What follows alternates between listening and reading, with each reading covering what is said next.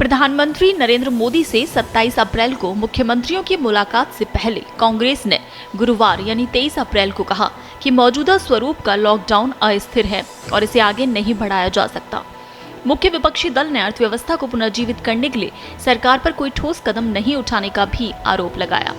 Meeting में केंद्र सरकार से कहा गया कि 3 मई को खत्म हो रहे लॉकडाउन के आखिरी 10 दिनों में डिटेल एग्जिट पॉलिसी बनाएं।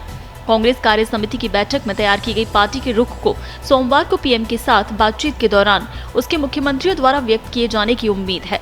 बैठक के दौरान कांग्रेस सरकार से ये भी आग्रह किया कि राज्यों को अपनी योजनाओं को खुद बनाने की अनुमति दी जाए।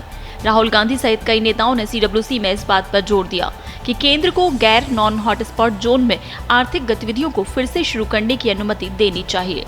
मीटिंग में मुख्यमंत्री अशोक गहलोत, अमरिंदर सिंह, भूपेश बघेल और पुडुचेरी के CM वी नारायणसामी मौजूद थे, जिन्होंने अपने राज्यों में वित्तीय संकट और टेस्टिंग किट की कमी के बारे में चिंता जाहिर की। वहीं बैठक में पार्टी अध्यक्ष सोनिया गांधी ने आरोप लगाया कि सत्तारूढ़ भाजपा कोरोना संकट के समय भी नफरत का वायरस फैलाने और सांप्रदायिक बंटवारे की राजनीति में लगी हुई है।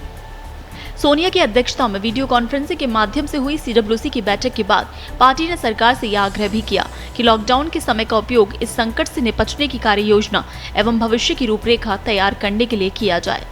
आपको बता दें, लॉकडाउन के बीच भारत में कोरोना वायरस के मामले दिनों दिन बढ़ते जा रहे हैं। देश में कोरोना के मामले बढ़कर 23,077 हो गए, जबकि इससे मरने वालों की कुल संख्या 718 हो गई। वहीं अमेरिका में कोरोना वायरस का कहर टूटा है। मृतकों की संख्या 50,000 के पास पहुंच गई। इसके अलावा पिछले 24 घंटों में अमेरिका में कोरोना वायरस की वजह से 3,000 से ज्यादा की मौत हुई है। जॉन हॉपकिंस यूनिवर्सिटी के आंकड़ों के मुताबिक पिछले 24 घंटे में अमेरिका में कोरोना वायरस ने 3,176 लोगों की जिंदगियां छीन ली हैं।